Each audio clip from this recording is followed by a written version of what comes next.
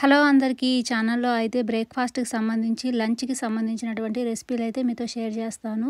Recipes కనుక నచ్చినట్లయితే like చేసి షేర్ చేయడం అయితే మాత్రం మర్చిపోవద్దు. ఈరోజైతే నా బ్రేక్‌ఫాస్ట్ కోసము హై ప్రోటీన్ దోస అయితే ప్రిపేర్ చేసుకుంటూ ఉన్నాను. ఒక కప్పు లాగా అయితే పెసలు తీసుకోండి. ఒక కప్పు లాగా రైస్ తీసుకోండి. ఇంకొక కప్ అయితే మినపప్పు తీసుకోండి. కొంచెం అయితే పచ్చిశనగపప్పు కూడా యాడ్ చేసుకోండి.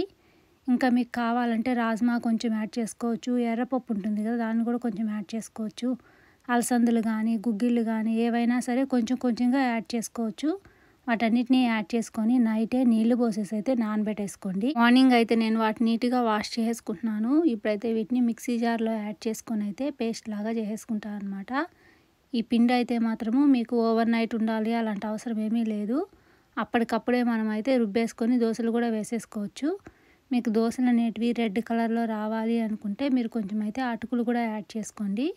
నేనైతే ఇక్కడ అటుకులు లాంటిది ఏమీ యాడ్ చేయడం లేదనమాట.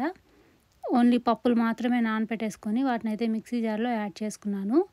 కొంచెం అయితే జీలకర్ర యాడ్ చేస్తున్నాను. కొంచెం అల్లం కూడా యాడ్ చేసుకోండి. కొంచెం అయితే సాల్ట్ కూడా యాడ్ చేసుకొని మంచిగా అయితే మిక్సీ చేసేసుకోండి. ఎక్కువగా వాటర్ అయితే వేయాల్సిన అవసరం ఏం లేదు. మనకు దోశ బ్యాటర్ ఎలా కావాలో ఆ కన్సిస్టెన్సీ వచ్చేంత వరకు అయితే వాటర్ యాడ్ చేసేసుకొని మిక్సీ అయితే తిప్పేసుకోండి. దీనిలో కావాలంటే మీరు ఇంకొంచెం కొత్తిమీర, కొంచెం అయితే గ్రీన్ చిల్లీస్ కూడా యాడ్ చేసుకొని గ్రైండ్ అయితే చేసేసుకోవచ్చు.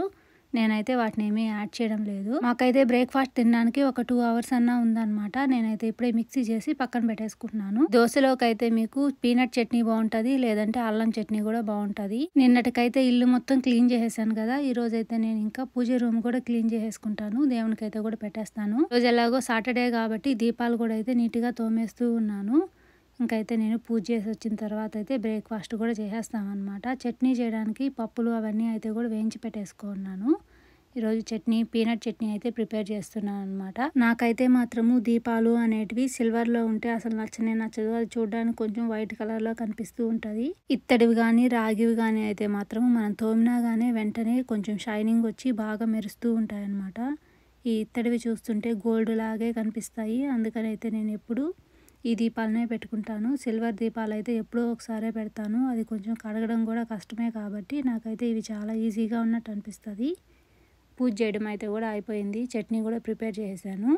నేనైతే ఫస్ట్ చట్నీని కొంచెం గట్టిగానే మిక్సీ చేసేసుకుంటాను. ఇప్పుడు ఎన్ని వాటర్ కావాలో ఇప్పుడైతే ఆ మిక్సీ జార్లోనే యాడ్ చేసి కొంచెం అయితే మిక్స్ చేస్తాను. ఇక్కడ నా పనిలో నేనుంటే మా అమ్మాయి పనిలో ఆమె కూడా ఉంటుంది అనమాట. ఏందో ఫేస్కి ప్యాక్ ఏదో ప్రిపేర్ చేసుకుంటూ ఉంది. యోగర్ట్ కొంచెం తీసుకున్నట్టుంది. దానిలో అయితే కొంచెము పసుపు కూడా యాడ్ చేసింది. కొంచెం అయితే సిన్నమన్ పౌడర్ కూడా యాడ్ చేస్తుంది. వాటన్నిటిని మిక్స్ చేసి అయితే ఫేస్కి ప్యాక్ లాగా వేసుకుంటుంది. ఫేస్ ప్యాక్లో మీరు కావాలంటే కొంచెం హనీ అయినా కూడా యాడ్ చేసుకోవచ్చు. ఫేస్ అయితే మాత్రము ఇన్స్టెంట్గా గ్లో వస్తుంది అనమాట. ఫస్ట్ అయితే మీరు స్టీమ్ పెట్టుకోండి. తర్వాత ఫేస్ వాష్ చేసుకొని తర్వాత అయితే ఈ ప్యాక్ వేసుకొని మళ్ళీ అయితే వాష్ చేసుకున్నారంటే చాలు. ఫేస్ మాత్రం చాలా మంచిగా గ్లో వస్తుంది. మీకు ఈ ఫేస్ ప్యాక్లకి అన్నిటికన్నా కానీ స్టీమ్ వల్ల అయితే ఇంకా ఎక్కువగా ఫేస్ గ్లో వస్తుంది. చట్నీ అయితే నేను ఒక బౌల్లో యాడ్ చేసుకున్నాను. నాకు ఎంత లూజ్గా కావాలో దాన్ని బట్టి అయితే వాటర్ కూడా యాడ్ చేసి మిక్స్ చేసుకున్నాను. దానిలో అయితే కొంచెం సాల్ట్ తక్కువైందని ఇంకొంచెం సాల్ట్ అయితే కూడా యాడ్ చేశాను. తిరుగుమాత కూడా ఆల్రెడీ పెట్టేసినాను అనమాట. దాన్ని కూడా అయితే తీసుకెళ్ళి దీని లోపల మిక్స్ చేసుకుంటాను. చట్నీ అయితే కూడా రెడీ అయిపోతుంది. వీడియోలో అయితే ఎప్పుడు నువ్వు చేసినట్టు మాత్రమే చూపిస్తావు, నేను వేసుకున్నటువంటి ఫేస్ ప్యాక్ కూడా చూపించు అని చెప్పి అయితే మీకు కూడా దగ్గర నుంచి చూపించింది. మీరు కూడా అయితే ఒకసారి ట్రై చేసి ఫేస్ గ్లో వచ్చిందో లేదో అయితే కామెంట్ చేయండి. ఇప్పుడైతే నేను తిరుగుమాత కూడా యాడ్ చేసి అయితే మిక్స్ చేస్తున్నాను. నేనైతే తిరుగుమాత అనేది కొంచెంగానే యాడ్ చేశాను, ఎక్కువైతే ఏమీ యాడ్ చేయలేదు. ఇంకొంచెం మీరు వాటర్గా కావాలన్నా కూడా చట్నీ ప్రిపేర్ చేసుకోవచ్చు. వాటరీగా ఉండే చట్నీ టేస్ట్ అయితే మాత్రము చాలా మంచిగా ఉంటుంది. కాకపోతే దానికి ఉప్పు, కారాలు, పులుపు అనేది అయితే ఎక్కువగా పడతాయి అన్నమాట. నిన్నైతే నేను దోశపిండి వేయాల్సి ఉన్నదనమాట, మర్చిపోయాను. అందుకని అయితే ఈరోజు నేను ఇన్స్టెంట్గా దోశలు వేసుకుందాము అని చెప్పి ఇలా అయితే ప్రిపేర్ చేసుకుంటూ ఉన్నాను. ఈ దోశ టేస్ట్ అయితే కూడా చాలా బాగుంటుంది. మీరు కూడా అయితే ఒకసారి ట్రై చేయండి. నేనైతే కొంచెం వాటర్ ఎక్కువగానే యాడ్ చేసి గ్రైండ్ చేశాను. మీరు కావాలంటే కొంచెం వాటర్ తక్కువగా యాడ్ చేసైనా కూడా గ్రైండ్ చేసుకోవచ్చు. ఈ దోశ పిండిని అయితేనేమో ఇప్పుడు నేను ఒక బౌల్లో యాడ్ చేసుకుంటున్నాను. ఇంకైతే మనం దీనిలో ఏమీ యాడ్ చేయాల్సిన అవసరం ఏమీ లేదు. ఇంకా డైరెక్ట్గా దోశలాగా వేసుకోవడమేను. నేనైతే సోడా ఉప్పు లాంటిది కూడా ఏమీ యాడ్ చేయడం లేదు. ఈ దోశలు అయితే మాత్రము చాలా అంటే చాలా సాఫ్ట్గా వస్తాయి. మా అమ్మాయికి అయితే మాత్రము దోశలు సాఫ్ట్గా ఉంటే ఇష్టం అనమాట. క్రిస్పీగా ఉంటే అసలు తిందు. అందుకని నేనైతే అప్పటికప్పుడు సాఫ్ట్ దోశలుగా కావాలి అనేసి అయితే ఇలా చేస్తాను. పప్పులు అనేటివి అయితే మాత్రం ఎక్కువగానే యాడ్ చేస్తానన్నమాట. ఇంకా రైస్ అనేది వస్తే కొంచెం తక్కువగానే యాడ్ చేసుకుంటాను. పప్పులు ఎక్కువగా ఉండడం వల్ల అయితే దోశలు సాఫ్ట్గా వస్తాయి. ఇడ్లీ పిండి అయితే కూడా ఒక 3 గంటలే ఉంది. దాన్ని అయితే కూడా కొంచెం ఇప్పుడు సాల్ట్ యాడ్ చేసుకుని అయితే మిక్స్ చేసుకున్నాను. కొన్ని అయితే ఆనియన్స్ని చాలా సన్నగా కట్ చేసి పెట్టుకున్నాను. మనం పప్పుల దోశ మీద కనుక ఈ ఆనియన్స్ యాడ్ చేసుకుంటే టేస్ట్ చాలా బాగుంటుంది. అందుకని అయితే ఆనియన్స్ చాలా సన్నగా అయితే కట్ చేసి పెట్టేసుకున్నాను. దోశ ప్యాన్ కూడా అయితే హీట్ అయిపోయింది. ఫస్ట్ అయితే నేను దీనిలో కొంచెం ఆయిల్ యాడ్ చేసుకొని ఆనియన్ అయితే రుద్దేస్తాను. ఇదైతే కొత్త దోశ ప్యానే. ఆనియన్ రుద్దకపోయినా కానీ దోశలు అయితే వస్తాయి. కాకపోతే అయితే కొంచెం రుద్దుతున్నాను అనమాట. ఇది కొత్త దోశ ప్యాన్ కావడం వల్ల ఏమవుతుందంటే ఆయిల్ వేసి రుద్దా కానీ అదైతే ఆయిల్ అనేది అక్కడక్కడ అలాగే ఉండిపోతుంది. అలా ఆయిల్ కానీ ఉంది దోశ ప్యాన్ మీద అనుకోండి, మనం దోశ వేసి స్ప్రెడ్ చేసేటప్పుడు అయితే పల్చగా అయితే అసలు స్ప్రెడ్ అవ్వదు.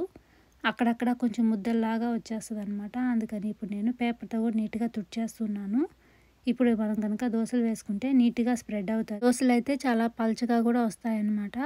ఇప్పుడైతే నేను ఫస్ట్ పప్పులతో వేసేటువంటి దోశ వేస్తూ ఉన్నాను. ఈ దోశ కలర్ కనుక రెడ్గా రాలేదు అంటే మా ఇంట్లో ఎవరు తినరు అనమాట. ఫస్ట్ దోశ అప్పుడు నేనే తినేసేయాల్సి వస్తుంది. దోశలు రెడ్గా రావాలి అంటే మీరు రైస్కి బదులుగా దీనిలో అయితే అటుకులు యాడ్ చేసుకోండి. అప్పుడైతే రెడ్ కలర్లో దోశ కూడా వచ్చేస్తుంది. నేనైతే అటుకులు వేయలేదు కాబట్టి అందుకని రెడ్ కలర్లో రాదు, వైట్గానే కనిపిస్తూ ఉంటుంది. దీనిలో మనం పెసలు కూడా యాడ్ చేస్తున్నాం కాబట్టి దానివల్ల ఏమవుతుందంటే కొంచెం లైట్ గ్రీన్ కలర్లో కనిపిస్తూ ఉంటుంది అనమాట దోశ.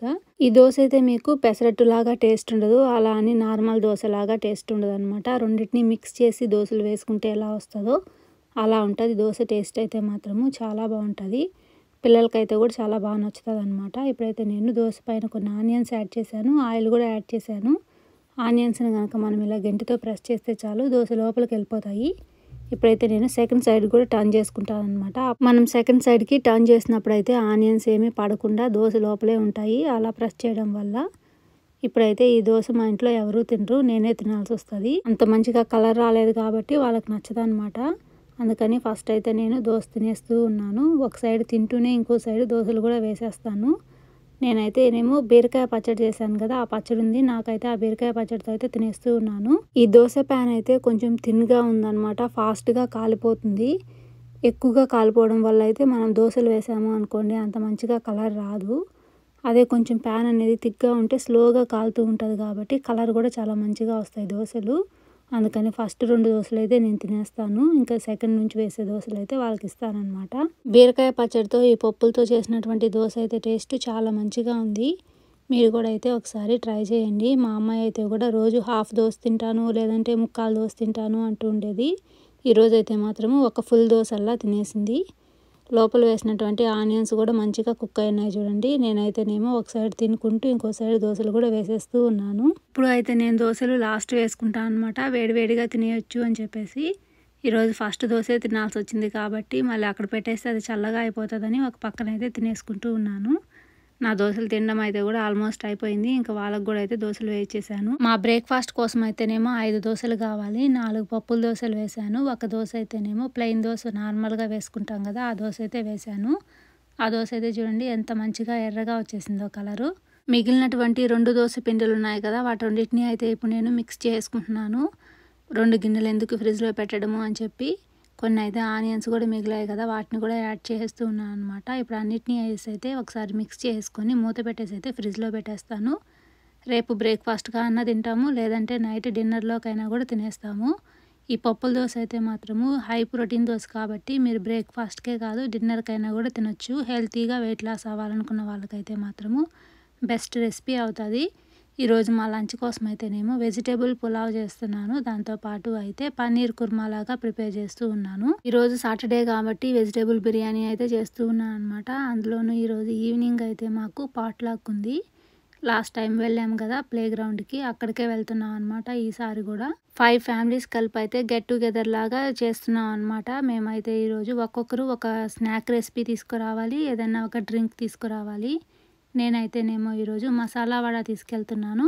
వాటర్ మెలన్తో జ్యూస్ అయితే కూడా ప్రిపేర్ చేస్తున్నాను అనమాట. ఈ 2 అయితే నేను తీసుకెళ్తున్నాను. మిగతా వాళ్ళు కూడా ఒక స్నాక్ తీసుకొస్తారు, ఒక డ్రింక్ ఏదైనా కూడా తీసుకొస్తారు. ఈరోజు నేను వెజిటేబుల్ బిర్యానీ ఎందుకు చేస్తున్నాను అంటే మసాలా వడలోకి వెజిటేబుల్ బిర్యానీతో కాంబినేషన్ అయితే మాత్రము చాలా మంచిగా ఉంటుంది. నేనైతే ఒకసారి ఇండియాకి వచ్చినప్పుడు మా రిలేటివ్స్ వాళ్ళ ఇంటికి వెళ్తే వాళ్ళు పెట్టారనమాట. Vegetable biryani with masala vada. Taste అయితే మాత్రం నాకు చాలా బాగా నచ్చింది. అప్పుడప్పుడు అయితే నేను కూడా ప్రిపేర్ చేసుకుంటున్నాను.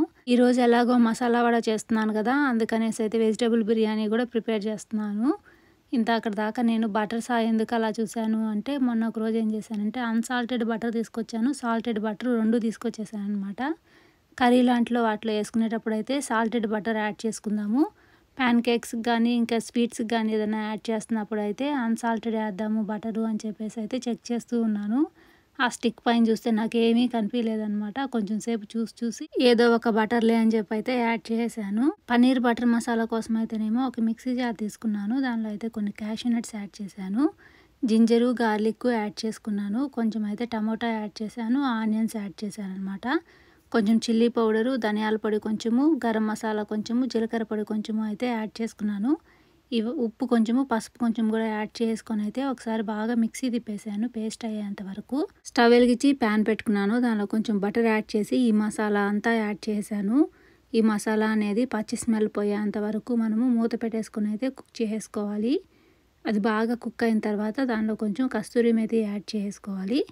ఫ్రై చేసుకున్నటువంటి పన్నీర్ పీసెస్ కూడా యాడ్ చేసుకొని ఇంకొంచెం సేపు కుక్ చేసుకుంటే పన్నీర్ బటర్ మసాలా అయితే కూడా రెడీ అయిపోతుంది. వెజిటేబుల్ బిర్యానీ కోసం అయితేనేమో నేను ఒక ప్యాన్ పెట్టుకున్నాను. దానిలో ఆయిల్ యాడ్ చేసుకున్నాను, హోల్ గరం మసాలా యాడ్ చేశాను, ఆనియన్స్ యాడ్ చేసుకొని బ్రౌన్ కలర్ వచ్చేంత వరకు బాగా ఫ్రై చేసుకోవాలి. దీనిలో కూడా కొంచెం అయితే కస్తూరి మేతి యాడ్ చేసుకోండి, క్యాష్యూ నట్స్ యాడ్ చేసుకోండి, వెజిటేబుల్స్ కొత్తిమీర, పుదీనా, టమాటో కూడా యాడ్ చేసుకోండి. నేనైతే ఇక్కడ vegetables carrot, beans, green peas అయితే యాడ్ చేశాను. మీరు కావాలంటే మిగతా ఏ వెజిటేబుల్స్ అయినా కూడా యాడ్ చేసుకోవచ్చు. ఈ వెజిటేబుల్స్ అన్నిటిని కూడా యాడ్ చేసి కొంచెం సేపు బాగా ఫ్రై చేసుకోండి. దీనిలో ఉప్పు కొంచెం యాడ్ చేసుకోండి, ధనియాల పొడి కొంచెం యాడ్ చేయండి, జీలకర్ర పొడి కొంచెం యాడ్ చేయండి, గరం మసాలా అయితే కూడా కొంచెం యాడ్ చేసుకోండి. మీ దగ్గర కనుక బిర్యానీ మసాలా ఏదన్నా ఉంది అంటే అది కూడా అయితే కొంచెం యాడ్ చేసుకోండి. ఈ మసాలాలు అనేటివి అయితే మాత్రము ఎక్కువగా ఏమీ యాడ్ చేయొద్దు, కొంచెంగానే యాడ్ చేసుకోండి. అప్పుడైతేనే మీకు రైస్కి మంచి ఫ్లేవరు, టేస్ట్ ఉంటుంది. ఆనియన్స్ ఫ్రై అయిన తర్వాత దీనిలో జింజర్ గార్లిక్ పేస్ట్ కూడా యాడ్ చేశాను. ఇందాకైతే మీకు నేను చెప్పడం మర్చిపోయాను అనేసి అయితే ఇప్పుడు చెప్పేస్తూ ఉన్నాను. అన్ని మసాలాలు యాడ్ చేసుకొని కొంచెం ఆయిల్ పైకి వచ్చేంత వరకు అయితే మంచిగా కుక్ చేసుకోండి. నేనైతే ఆల్రెడీ బాస్మతి రైస్ని సోక్ చేసి పెట్టేసుకున్నాను. ఈ మసాలాలన్నీ మంచిగా కుక్ అయిపోయిన తర్వాత అయితే నేను దీనిలో రైసు, వాటర్ అయితే కూడా కలిపి యాడ్ చేస్తున్నాను.